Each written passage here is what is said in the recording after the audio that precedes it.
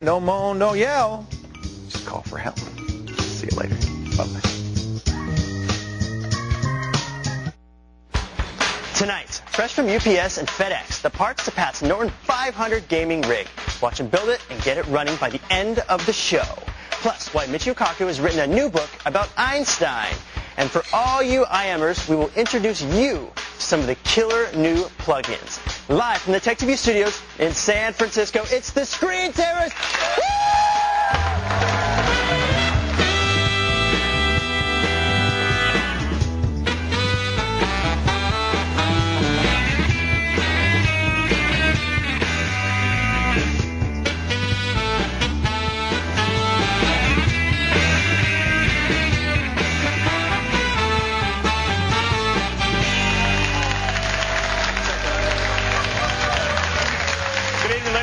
Welcome to the Screensavers. I'm Patrick Norton. And I'm Sarah Lane. Thanks for joining us on the Screensavers. This is the only place where you can get live product demos, interviews, tips and tricks, and of course, computer help. We love the help. We love that. Kevin's in D.C., so I'm filling in again today. This is sort of like our Friday. This is so cool, except that I'm going to really take a red eye to D.C. and work for 18 hours tomorrow. So and I get to sleep and then take the flight, so. Well, you got like a 5 a.m. I don't really know how I got the better end of that deal. Why are you taking a red eye? I don't know. Tonight we have a great show, so I could have the fine opportunity to host this program with these lovely people. And for you folks at home. The $500 gaming PC is back. This time we mail-ordered everything. We're going to talk about the pitfalls and the joys of mail-ordering all your PC parts. And there are both, pitfalls and joys. But we do have a $500 gaming PC. Which is great. I can't wait to We like that. And I've got plugins that make Trillian the coolest alternative to AIM. It's already the coolest alternative to AIM, but a lot of people don't know that there's a lot of plugins that you can use to make it so much cooler. Fabulous. More fabulous. Fantabulous. Speaking of fantabulous, Joshua Brentano. I am very fantabulous, thank you. I'm checking out this new demo from Nova Logic. Thinking about playing it in the LAN party down the road, so I'm looking for some feedback. I'll show you guys the game a bit later in the show. Look, it's a first-person shooter. Imagine that. Oh. Yeah. It's amazing. Yeah. Oh, now Dan has been out for a few days. Dan went down to Coachella. In Indio, California, that big old music festival for the kids. Oh, yes. Was it decadent? It was fantastic. I'm lucky to be alive, actually. Well, so basically... Tell us, Sue. How hot was it? Oh, my God. It was like nearly 110. And how much was like $9 for a quart of water? 110. It was actually fairly reasonable. It was like $2 for water. But like I got a chicken sandwich for $7. Like the food was... absorbent. Oh, welcome to music festivals. It's terrible. It was actually my first music festival, but I loved it. Oh, it was awesome. Fo's first music festival. Wow. Anything else you want to tell us, Dan? Oh, the phone number, my favorite part. Give me a call. It's 888-989-7879. And email us at thescreensavers@techtv.com. Back to you guys. Thank you, Foo. That's fun. Tech news? It's good to have Dan back. The tech news that caught our eye today. Let's start with the first story. Yesterday, we reported that the new worm to watch out for is the Sasser worm. An early report suggested that it was slow-moving. However, as of today, the estimated number of users infected has by some accounts risen to over 1 million PCs, including Windows 2000, XP, and T operating systems, covering a lot of folks. The Windows Update patch should still protect you against the dreaded Sasser, and you could find the link to the Sasser removal tool in today's show notes. I urge you all to go there. It's a good thing. We really want to remove this demon. Relatively benign, but it has been slowing down traffic in a couple of corporate workspaces. You should have your firewall turned on in Windows XP. If you don't have it turned on already, you should be running a firewall between you and the big bad internet if you've got a broadband connection. And go to the website and learn how to disable it if you've already been infected. We're here to help. Check the link. Yesterday, we told you about MGM and Comcast's latest move against copyright infringement. Comcast reportedly sent customers a letter informing them of their illegal downloading activity. In addition, the individual supposedly must write a letter which consists of an explanation and an apology. Now, we were a little confused as to what exactly was entitled. Is this self-incriminating? Is this the right thing to do? Is this a dumb thing to do? Why is Comcast sending out this letter? Why are we having to apologize? We asked for a lawyer, and oddly enough, we got one. An intellectual property lawyer, Tampa, Florida, to explain what Comcast letters mean. DMCA attorney at Central Law, W.F. Casey Ebsary Jr. Is that right, Casey? Hey, good evening, everybody. Hi, Casey. I'm very glad to be on with y'all. Under the DMCA, which is the Digital Millennium Copyright Act, those letters are designed to insulate the ISP and the host from liability as a co-infringer. If they make best efforts to have the material removed, then they are not going to be sued as a co-infringer, as they might be if they didn't send that letter. So that letter, as I was reading on some websites that were talking about the materials at issue here, is designed to insulate liability and prevent the ISP from having to police their servers for infringing files. So, Casey, what you're telling us is that Comcast is just covering their tracks. They just don't want to get in trouble. Comcast is complying with the provisions of the DMCA. I'm going to post something for y'all on show notes that's going to have the DMCA provisions that apply. I would say somebody who gets a letter like this probably ought to get a lawyer. That movie, the alleged infringing movie, Walking Tall, I noticed is a first-run movie. I'm not aware of it being out in DVD. MGM is hot for cases like this. They are not looking for apologies. They are looking for defendants. Really? That's a little scary. So basically they're looking for people to make an example of. Exactly, and there are both criminal and civil penalties. If you think about the screen you see when you watch your DVD, there are criminal penalties for infringement, and I would say they need to get a competent attorney involved because writing a letter of apology ain't going to cut it. So just out of curiosity, if someone has already written a letter of apology, is that an admission of guilt or confirmation, or is it just something that Comcast is going to keep on file to prove that they've covered their respective tookuses? Well, I read the letter that was posted from MGM, and that letter doesn't necessarily look for an apology. Right. It's looking for a cross-claim.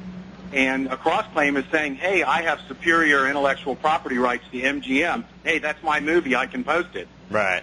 So what they're looking for is a response saying, I really own the copyright. So I don't think they're looking for an apology. And in both criminal and civil cases, a letter of apology like that could be viewed as an admission of guilt and dominion and control over the alleged infringing files. So if you get, as you said before, if you get a letter like that that stipulates you are downloading this particular feature, it's intellectual property of MGM, this is your IP address, this is the application you use, don't send a letter to Comcast saying, I'm sorry and I erased it, get a lawyer. Got it. Why don't you bring one of your desert racing trucks down here to Florida and race against one of our outlaw street cars? That's tempting.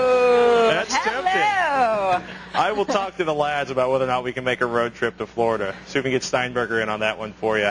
We want to thank you so much for taking the time to talk with us on this one and explain what's going on. Casey. Good stuff, Casey. Who knew lawyers were so much fun? Racing? Lawyers are always fun. Oh, yeah. Yeah. Well, maybe not always. That one was. Thanks again, Casey. We're just getting started. Sarah has some plugins to make your IM experience amazing. And after the break, Kevin caught up with physicist Michio Kaku to talk about his latest book on Einstein's cosmos. Good stuff when the Screensavers continues.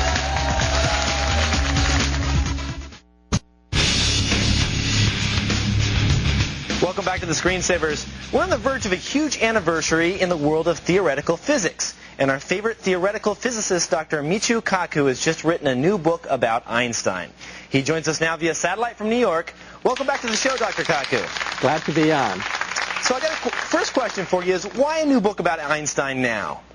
Well, you know, next year is the 100th anniversary of the founding of relativity, and the United Nations calls it the Year of Physics. There are a number of science documentaries about Einstein coming out next year, a number of international conferences, so it's going to be an Einstein renaissance. So tell me, for people that aren't familiar with all of Einstein's discoveries and theories, what wouldn't be possible in today's tech world without Einstein's theories holding true?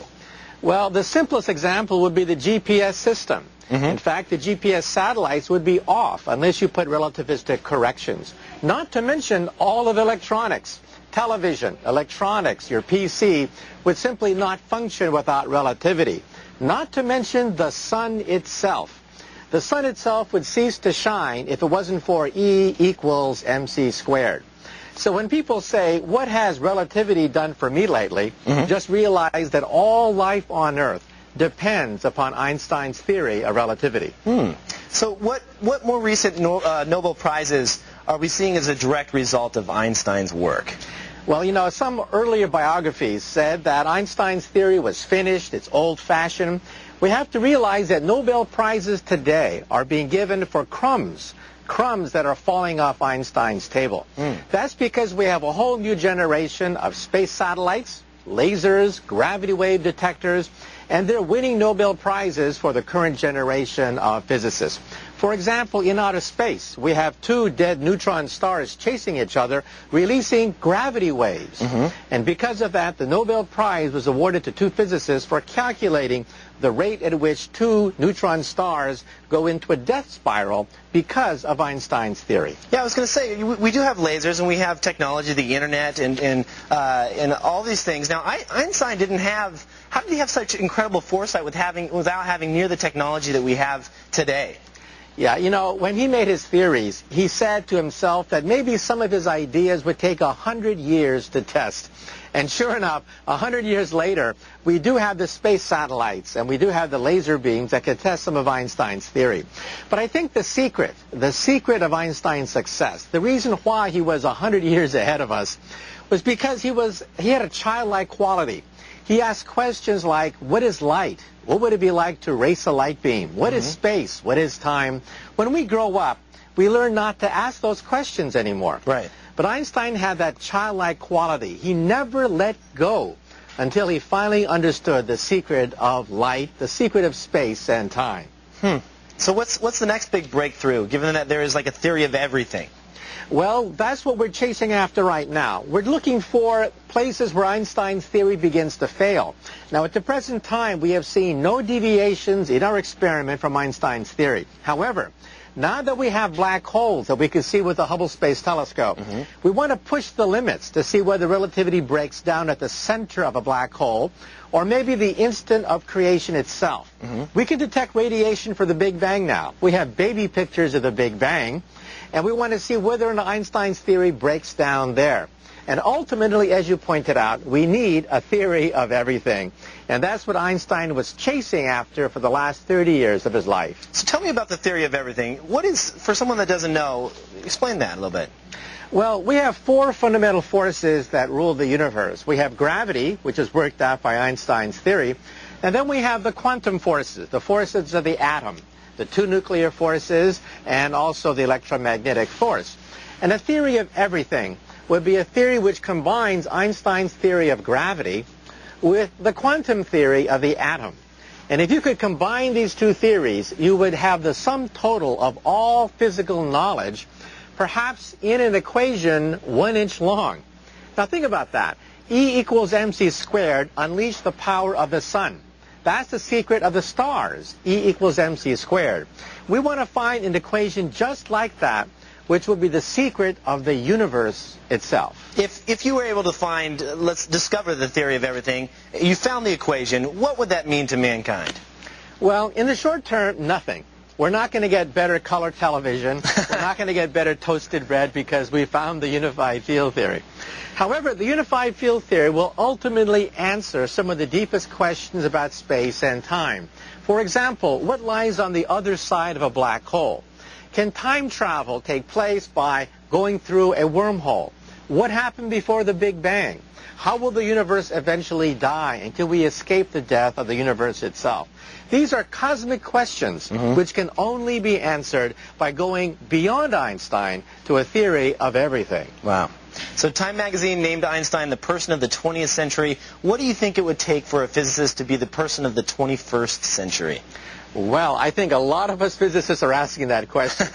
I'd say that Einstein ranks way up there with Isaac Newton in terms of his contributions to science and humanity. And a lot of us are trying to see whether we can then extend the work of Newton and Einstein to a theory of everything.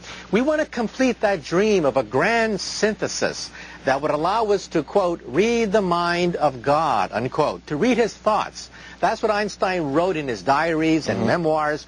He had hoped to tap into God's thoughts. And that's what we physicists are trying to aspire to at the present time. That would be amazing. Thanks so much, Dr. Kaku, for your time.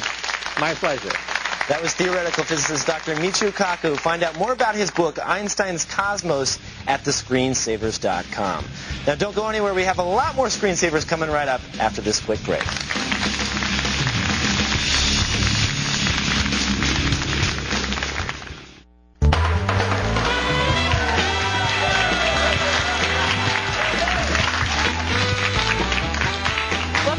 Digital Digs Roadshow is on its way to Texas, and if you love gadgets, you want to be there. Plus, as a bonus, you can also meet Fresh Gears' Chris Cleary and Stephanie Seemailer in person. The Roadshow hits the Hewlett Mall in Fort Worth, Texas on May 8th and 9th. The event runs from 11 a.m. to 7 p.m. on Saturday and noon to 5 on Sunday. So for more info and to learn all about the coast-to-coast stops of the Roadshow, Pat and I are going somewhere, Kevin, Jesse, the whole nine, go to techtv.com/Digital Digs. We're going to Nashville. So if you're in Nashville, give us a holler. We'll be in your hood. Anyway, a few months ago, Patrick ran around to local vendors and bought all the parts for a sub-$500 gaming PC. It really happened. Today, we're revisiting the Norton 500, but this time, he's ordered everything online. Basically, we put together the parts list, we mail-ordered everything, and our research is, of course, started on PriceWatch.com. But I want to tell you right now, the biggest difference between buying stuff in a store and buying it online is packing material. Oh, I hate that. I now have more little tiny fuzzy squeaky things in my cubicle than anyone should ever have. Bad. But basically, we went through, we used PriceWatch for our research, right? We started out, and we looked through our motherboard of choice, our CPU of choice, and here's the deal. You go to PriceWatch.com, you click on a page, and you start scrolling down. This is not real complicated stuff. What you guys always ask us about is, how's this vendor? How's that vendor? Were they any good? So what we did, we went through, we picked the best prices on the best vendors, and we got a pretty goodly sample of vendors out there. We used Newegg.com, DumpingGoods.com, one of my new favorite web names ever, TigerDirect.com, Directron.com, GoGoCity.com, 3B Tech through the Yahoo store. And, well, you know, the thing is, though, some things worked better than others. We got pretty close. A couple things we realized. We gave an intern a credit card, and we ran them and set them loose. The two things we found out is you need to read very, very carefully on what you're ordering. Example, we ordered a Power Max, what we thought was a Power Max power supply and a case, and it turns out it was actually the Power Max power supply only. So we're going to have to reorder our case. We borrowed a case for this. The other thing we did, something you should be very careful when you're ordering a processor, is to make sure that you order a heatsink separately or order a boxed heatsink or a boxed processor that comes along with the heatsink. And one reason you might want to also do that is to make sure that you actually have a warranty covering your processor. Because there's something a little frightening, especially for me, having destroyed a few AMD processors, when you get something like this in the mail. No returns accepted on processors. Exactly. So be really careful about that. That's not very helpful. So one of the problems you run into is, I think it was at saveateagle.com. Yeah, Eagle Computer. Eagle Computer, which is saveateagle.com. And we ordered some memory online. We punched it in. We got the credit card number. We paid for our shipping. And alrighty then. And then we found out that they didn't actually have it in stock. We got an oops and an apology after we called them up to find out where it was, which is not how I want to find out. And that's one of the things you have to do, is you have to double check to make sure it's in stock and to make sure that it's going to ship on time. And the other thing is the cost of shipping. Right. Now, we're going to talk about that more later on. And we're also going to talk about some things like finding out, our Athlon 2600 330, because we actually got a better processor than we originally spec'd for this PC because some of the prices went down. It actually has a rebate and how you cash in that rebate. Anyhow, we mail ordered the parts. We went to PriceWatch. We chose the best price we could get, basically the combination of the best price between whether or not we got free shipping or paid for shipping. And we're going to make the whole thing run. We're going to talk about all the parts in the next segment. I'm excited. Now, when did this whole process start? When was the start date of the Norton 500? Well, we did the segment a couple months ago, and then like last week, somebody went, here's a credit card, buy the stuff. Let's do it online. And away we went. All right. In the meantime. This is sort of a week in the making. I'm excited. We're going to check in later to find out how it's going. For now, let's check in with Boo for a quick tip. Thank you very much. Hey, if you want to convert any audio file into just about anything you want, or how about sticking it to the man using a free alternative to Office? Now, all this is possible if you go to thescreensavers.com/show notes and read Patrick Norton's article on his top freeware roundup. There you'll find some classic and not so classic Norton suggestions. But don't go anywhere. Patrick starts the construction of the Norton 500 PC. But after the break, Sarah's showing off the best instant messaging setup yet. So download of the day. All that when the Screensavers come back.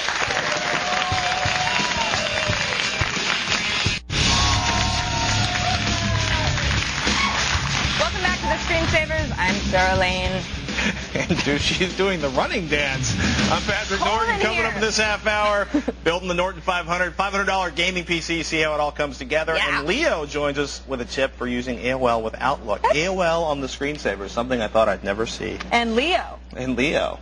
This is scary, folks. Beware. It's a strange time. Yes. Strange days are upon us. Last week I showed you Aim Mutation, which of course is the free aim plugin that enhances your aim 1,000-fold. It's good times. But for those of us who want to break away from aim altogether, and there are many, Trillian is definitely the way to go. We've shown Trillian in the past. It's got a lot of features, tab browsing, the whole nine, and it works with MSN, Yahoo, ICQ, AIM, so that's really good. But today I'm going to go even farther and show you how Trillian plugins can make this client good for a lot more than chatting. Cool. Yeah, so I've got it open, and it looks pretty normal. Here's Trillian Pro. Let's say I want to open up a conversation with Sarah. It looks about right. Sarah's actually me, so she's going to talk right back to me when I say hello. And I've sort of set it up so that I've got active windows that are in color. It's a nice blue. My inactives are black and white. That's sort of fun. That's all in my preferences. But I also have a bunch of other new tabs. For example, I've got a plugin called Do Me. And it really isn't as icky as it sounds. It's just a task manager. So, for example, I've got a task in there that says push-up set. And if I click on it, it's like, I want to do 20 push-ups every 3 hours because I think it'll help. Is that the grunting noise that comes from your cubicle? Yes, it is. Okay. Yes, it is. And it, gives me muscles and helps. I don't really know. I don't actually do 20 push-ups every 3 hours. It's a total lie. But if I wanted to, that's how I would remind myself to do it. So I can set an alarm. I can make sure a pop-up notification can come up. It can do all sorts of other things. I can also configure mail accounts. I have popmail, sarahlane.com. That's how I check it at work. It's telling me right now you've got 302 unread messages. Oh, boy. And, of course, if I click on it, it will open up. Outlook Express is what I have designated my email client to open it up. My weather is another really good plugin. You know what? Before I go any farther, let me just make the designation that this is Trillian Pro. I should have said this at the beginning. We've got Trillian Basic and Trillian Pro. Trillian Basic is free, and it's a great client, but Trillian Pro has so much more. None of these plugins will work with Trillian Basic. You have to have Trillian Pro. It's $25. But there are a lot of good reasons because the plugins are endless. I mean, we're talking like 50. You could go 75 plugins if you wanted to. Even with 3, you've got a lot going on. If we move on now, under my weather, I've got San Francisco weather and I've got Sebastopol, my hometown. I want to make sure that I know what's going on in both places. My parents are up there. I'm down here. It's doing a little bit better. It's 79 degrees and fair in Sebastopol, partly cloudy, and 64 here in San Francisco. Obviously, if you're from the Midwest or out of the country, whatever, it's very nice to have weather. And, not just weather, but I'm sure sunrise, they have weather there, too. Sunset. They do have weather in Europe, I've heard. Yes. And if you move on now, also if you also look at my buddy list, I know a lot of people at home are trying to IM all these people, and they haven't been able to because it's not really the name. They're not really their handles, which is nice. If you just mouse over Sarah here, it says, my name is Momo Lane. I've got a lot of friends that are like Johnny123X993, and I just can't always remember who Johnny XX99 is. So I can rename everybody. And just before we go, really quickly, one of the really nice things I like about Trillian Pro is the ability to bring some of this stuff over to the side. I can almost, as little individual cells, bring out my components. So let's say I wanted to I don't really want to see Trillian Pro, but I want my weather, and I want to be able to talk to Sarah. And so no matter what I do here, I'm opening stuff, I can say, oh, okay, let's talk to Sarah, and I can, check my weather. That's fun. That's awesome. I really like that. So you're not confined to your buddy list. You're not confined to the IM as you've known it. You can get Trillian Basic or Trillian Pro plus all the plugins, and there are way more than I had time to show you today in my Download of the Day article at thescreensavers.com. Good stuff.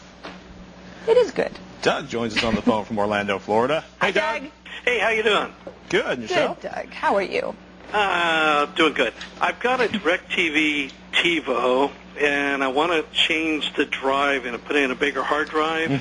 And does that use just a standard drive that you use on a computer, or is it kind of special for a TiVo? Well, in theory, you can slap just about any drive in there. I mean, it's an ATA interface. It should connect. But there are some issues. Actually, Joshua Brentano was exploring putting a hard drive in his replay system. I upgraded the hard drive in my replay TV in about 17 minutes, so it's really easy to do. But the Mac Store is probably the OEM manufacturer for the drive you have in the TiVo right now. It's probably a Mac Store, same with Replay. And they have a line of drives called QuickView drives. Yeah. And those drives are specialized for streaming audio and video. They have a specialized cache and a specialized seek profiles to handle video. So that's how I would recommend doing it, because it's the OEM replacement. Weaknews.com, I think, is about the only manufacturer where you can get those. And you can get it either in the kit for your TiVo or just the drive, the hard drive itself, if you want to do it all yourself.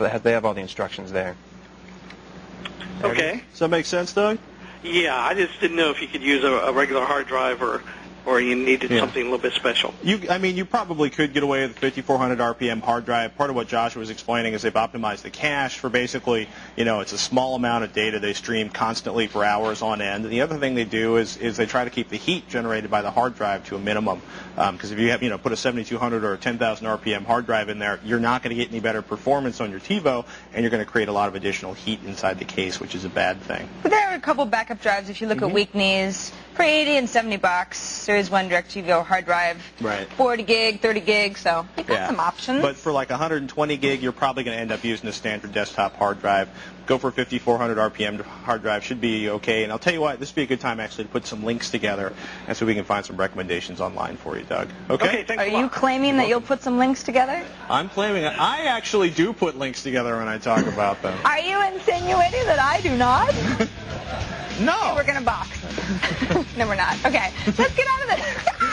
All right. I've been waiting all show to see the great new LAN party game Brentano's been talking about. He talks of this incessantly. What is so great about it, Joshua? 120 and 250 player games. Ooh. Yes, the game is Novologic's Joint Operations Typhoon Rising. I'm in a 120 player game right now. There's about 90 people in it. They've been testing games that are pushing the 250 player mark. The map in the demo seems huge. The graphics are great, and it's packed with a bunch of weapons and vehicles, as are all first-person shooters.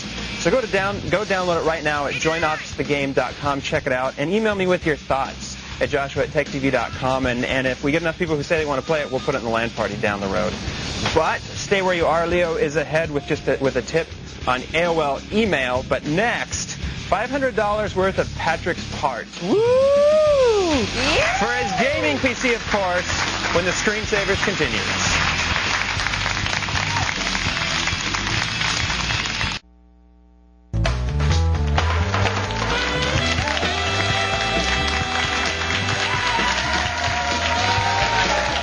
Let's check in with the fine folks over at Fresh Gear to see what's coming up tonight. Stephanie Seemiller joins us. Hi, Stephanie. I'm assuming you're talking to me, but I cannot hear you. Okay. So I'm just going to do my thing. Just do it. I can hear you. Can you hear us now? Hello? Can you hear me now? Can you hear me now? Sarah, Hear me now? I'm wondering, was that your real screen name you just gave out to the world? Yeah, but I made the mistake of... Everyone in the world already IM'd me because I already made that mistake last week, so now it's only people on my buddy list. Sorry, world. Girl, I'm going to IM you. Okay, you can be my buddy. Hi. Woo! So I know that all of you guys already have digital cameras, right? Yeah. What are they, 4, 5, maybe 6 megapixels? Nope. More like 4. 2. 3. All right, well, that was considered high-end, last year? Yeah. Tonight on Fresh Gear, we're checking out the latest 8-megapixel cameras. I know, it borderline's just ridiculous. Well, we've got 3 of them from the top camera makers. We've been testing them out, and we'll tell you if they live up to the hype. That's coming up tonight, right after Tech Live at 8:30 Eastern. Thanks, Stephanie. Momo Lane, I'm Anya. I am me. I want to hear it all the dirt. 8 megapixel. Mm-hmm. Wow. Yeah, but it's not, 8 megapixel isn't like 4 times as good as 2 megapixels. Right. It's only like twice as good as 2 megapixels. You get like diminishing returns as the megapixels. But you can get amazingly high prices. They're going to tell you all about that on Fresh Gear, which is right after Tech Live, which is right after this show. That's right. So you're on a budget, you don't have time to visit your local computer store, or maybe there is no local computer store near you, but you want a decent gaming rig. As we showed you earlier, you can buy all the computer parts you need online. We put together a system, we spec'd it out for you. It comes in under $500. Now, admittedly, we do this, we assume this is going to be an upgrade to an existing system, so we don't have a monitor in there, and we don't have a copy of the operating system. We assume you're going to recycle your operating system and plug this in your existing monitor. We got a pretty good set of parts in here. We got a CPU, Well, duh, of course we have a CPU, but it's an Athlon XP 2600, 333 megahertz front side bus, $65.99 after the $20 rebate. Cha-ching. Yeah, it's kind of ridiculous how much power you can get for no money these days. Yeah. Motherboard went with 8-bit NF7 Enforce 2, basically socket A, ATX. Got built on audio on the motherboard. We've got a SPDIF out. We've got LAN built in. Everything you need. 8X AGP support. $69. I don't know if you can see that. You like the feet on the case, don't you? We'll get this one to you next. Actually, I'll turn so you can see it. King Max provided the RAM for us. 512 megabytes. PC 2700 DDR 333. $93. Now, originally we ordered a generic version for about $79.50, but as we told you earlier, it wasn't in stock, so we had to go with a second supply on that. ATI Radeon 9600 Pro for the graphics, which is more than enough if you're playing at 10x7 for your gaming. And the hard drive's a little odd. Normally we go with like a Western Digital or a Seagate or a Maxtor, but we're going to take a flyer on this one and try the Magnetic Data Technology. I believe it's a refurbished drive, 100 gigabytes, 7200 RPM, $64. So we just got to know if it works, right? Yeah, because if it does, it's amazing. Basically to keep it cheap, we went with a simple CD. To keep it cheap, we went with a simple CD-ROM drive. In case you guys don't know what a CD-ROM drive looks like, it looks like that. $17 for 52X. So basically, all we're using the CD-ROM drive in this is maybe ripping some tunes, but mostly loading games. And, for another $20, you can get a CDR drive. For, another $65, you can get a DVD burner now. Now, the case is not exactly what you would be expecting. Normally, you'd get a cheap, flimsy case that was about to fall apart. In this case, the case didn't arrive because it came separately from a power supply, but we'd be speccing out a PowerMax 400-watt power supply in a steel case. It'd be flimsy, but it would be steel, and it would be $52 for the 400-watt power supply. This is not a $50 PC case. This is like a $125 PC case. Got everything installed. We're going to plug in the power. We're going to restart it so we can get Windows XP to boot. Keep watching if you want to see it running later on. I want to see it running. You do? I'm going to keep watching. Okay. That's right. Now, until then, let's check in with Leo for a quick AOL email tip. Leo? AOL users, rejoice! The biggest problem with America Online for years has been its crappy email program. You've been stuck with it. It's the only way you can get AOL mail.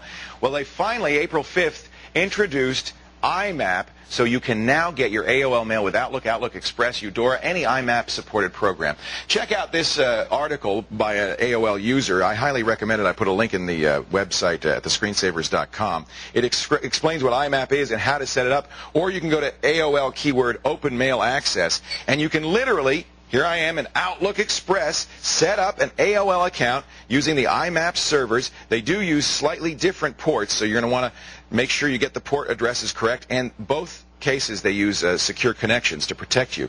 IMAP is a great technology. It allows the mail to be stored on a remote server, but you can do everything you can do with normal pop mail, including filter it. You can move it around in folders. You can keep track of it. It's a big improvement. AOL goes IMAP. Check it out. Keyword is Open Mail Access on AOL. Back to you guys. Thanks, Leo. Thanks. Buy me a Coke. Coming up after the break, will the Norton 500 run? You're going to find out after these messages.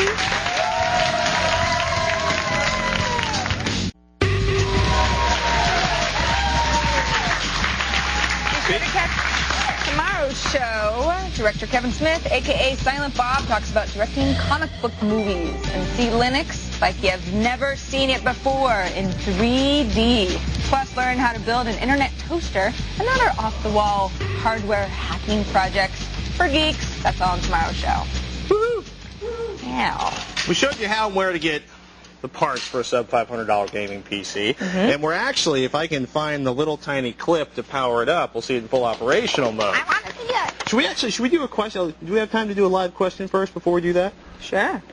Oh, we don't have the caller caller yet. yet. I thought we did. Anyhow, let's go over the parts and prices one more time. That's right. With an Athlon XP 2600 Plus. Well, why don't you read these off, and I'll find the little switch so I can power it up. Athlon XP 2633 AMD for $65.99. 8-bit NF7 Enforce 2 socket. I don't want to do this. ATX with audio. You want to find the little tiny power switch inside of this? Darn it! This isn't my forte, Patrick. You know that. Because we got audio LAN and AGP8X built on it, $69.99. King Max is the provider of the 512 megabytes of PC 2700 DDR RAM, $93 for that. Radeon 9600 Pro for the graphics, a fine card, especially if you're not, using a 17, 19-inch monitor, not going above 10x7 for your gaming. Took a flyer on the hard drive magnetic data technology at 100 gigabytes, 7,200 RPM hard drive, $64. We just had to know how good a $64 100 gigabyte drive was. LG provided the CD-ROM drive, spinning up at 52X. Power Max for the case and the power supply, and we're going to have to reorder that one in because we ordered just the power supply by accident. The total price with the shipping, $490.98. Oh, you know what? I take that back. That's without shipping and tax. We had to get these parts in-house for today's show. We used 2-day air shipping, and because of the Eagle computer mess, we had to get next-day shipping on the memory, so that bumped up our total a bit. So if you got the whole lack of a patience thing, $627.73. That's $137 in shipping if you want it fast. If you have the luxury of time, though, lots of vendors, including many of the ones we use, offer free shipping, especially if it's UPS ground. Some vendors don't charge sales tax. However, as we've learned here recently in California, some people I know in New Jersey, they're starting to put out-of-state purchases and asking you to claim them on your personal tax forms for your state. Anyhow, if you have time, your order, including shipping, including the original generic memory I recommended, well, would have totaled $504.19. Not bad for pretty good graphics and an outstanding processor. Now, if you want to go through all the parts in the PC, look for the build at $500 gaming PC link at thescreensavers.com. See, it just didn't seem right for me to read all of that. Well, you know. It's your Norton 500 gaming PC. I just wanted you to read the parts list, and I was going to jump back into the fun part. I'm sorry. Anyhow, we're going to talk to Steve from English, Indiana. How you doing, Steve? Hi, Steve. Hi. Hi. Hey. What up? I was just wondering, I was wanting to upgrade my operating system. I was wondering whether to go to the XP Home or XP Pro. What kind of stuff are you doing? Burning some DVDs, working with some photos. Do you need a fully encrypted hard drive for portable purposes? No. Plan on using dual processors or a dual processor motherboard? No. There's the top 2 reasons I can think of for using Windows XP Pro. You might be fine with Home. As a matter of fact, I'd say you'll save money and you'll get all the operating system you need out of XP Home, Steve. Okay. Are there any other things you're worried about for the operating system? About the backup. The backups? Yeah. What kind? When you mean you're like moving? System backup if I had a hard drive failure or something. What are you using now to back up, Steve? Just backing up my data, basically. Right. Are you backing up are you backing it up to an external hard drive or a CDR or a DVD? CDRs. CDRs. Okay. Basically, do you want to be able to back up the whole Windows XP installation? No, just like the system recovery will work. Are you wondering if system recovery is going to save your system if something goes wrong?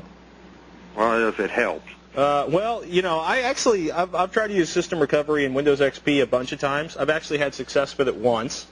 It requires you to manually go into what amounts to remember DOS prompts? Remember that whole command line scene?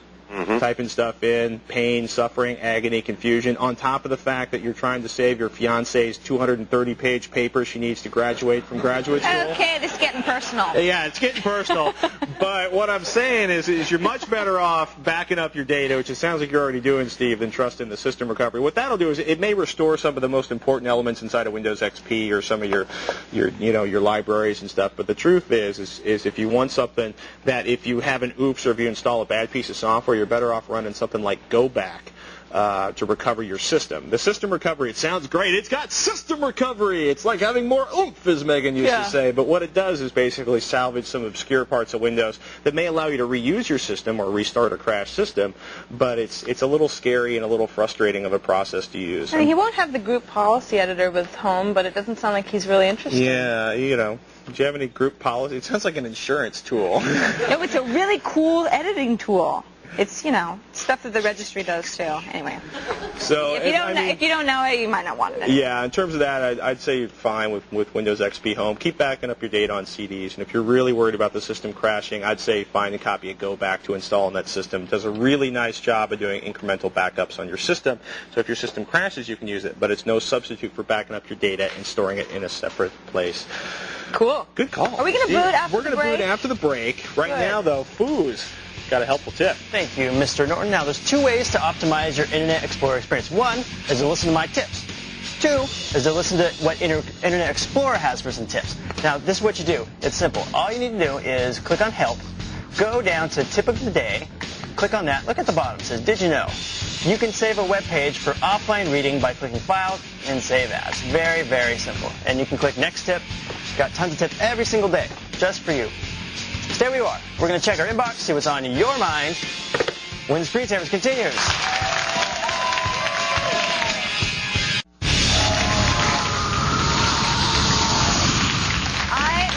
For some boot action. Yes, we actually have it booting. You know what? Somebody stole our Windows XP disks, all 4 of them off the set again. So rude. This is what happens when you renovate the set and don't hit lock it. But we do actually have Knoppix booting up in there. Yay! So we got Knoppix main booting up in there. The system's running. $450. $500. You know, I bet if we ask Brentano really nicely, he'll let us put us in put the $500 gaming PC in the LAN party next week. I can't compete with any of these. Oh. Are you dissing the Norton 500? Yeah, I am. Yeah, he is. Because you know what?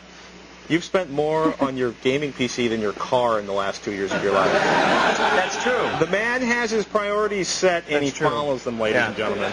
For those of you with mortgages, check out this system and get all. I'd be shocked. I bet we can find somebody who can just whomp you on one of those systems using this system. Yeah, Brentano. Probably any 13-year-old out there in TV land seems to be able to kick our butts in the LAN party. It's not any fun anymore. Brentano hates it when he doesn't win. Which brings us to emails. It does? I don't know how. Okay, let's just make that transition. This is great. This one comes from Joey. I won't read your last name, Joey. My neighbor and I went dumpster diving. We got an assortment of stuff, from power cables to high-quality video cables and a sound card. But the best find was a full-size broken pinball machine they were throwing away. And after only a few minutes of fooling around with the switches behind the coin slots, we got it working. Ladies and gentlemen, dumpster diving worked for Joey. Just like it worked for Kevin and Kevin Mitnick. Yeah, take the stuff, leave the tools for exploring networks behind. Right. If it's in the dumpster, I guess they don't want it anymore. Moving on, from Brian in Green Bay. I want to fill my PC case with smoke. I was wondering if the fog from a fog machine would damage any of the components. It probably would be very bad. There's actually there's a lot of opera singers. Being good. Yeah, well, some of them are based on like corn oil and stuff, and they're relatively benign. But generally speaking, anything that puts little tiny particles of dust covered with oil inside your machine, full of sensitive parts and motors, is a bad idea. Right. Maybe if you put a smoke machine inside your machine to blow smoke out, that way it would just be damaging your lungs rather than your machine. It would be a better idea. He says, as an addendum, would I have the same problem if I used a hazer? A hazer? Fog machines use water-based fluid. Hazers use CO2. Good to know. Brian, what is going on? You need time to go out and turn off the television, Brian, and go outside and look at the big yellow object in the blue sky. Stop listening to Kevin, Brian. Yes. Moving on. This one is from Tom in San Antonio. I've got an old Pentium 100 Sony Vaio laptop. I'd like to install Smooth Wall on it to act as a physical firewall. We like that. Yeah, I thought this would be a neat way to avoid another monitor. Can this be done? It has a CD drive, 2 card slots, and no floppy. Well, here's the only thing you're going to you need both of those card slots. You're going to need some kind of Ethernet cards that will allow you to take advantage of both card slots. So they got to both fit in both card slots at the same time. But yeah, it's a great system to use for that. You basically can set it up, use the monitor on the notebook, put the lid down, and just leave it as a firewall forever and ever. Done and done. We like firewalls. That's it for this edition of the Screensavers. I'm Patrick Norton. And I'm Sarah Lane. Thanks for joining us. We'd like to thank our guest, Michio Kaku. See you next time. Have a great night. See you Monday. We're in D.C.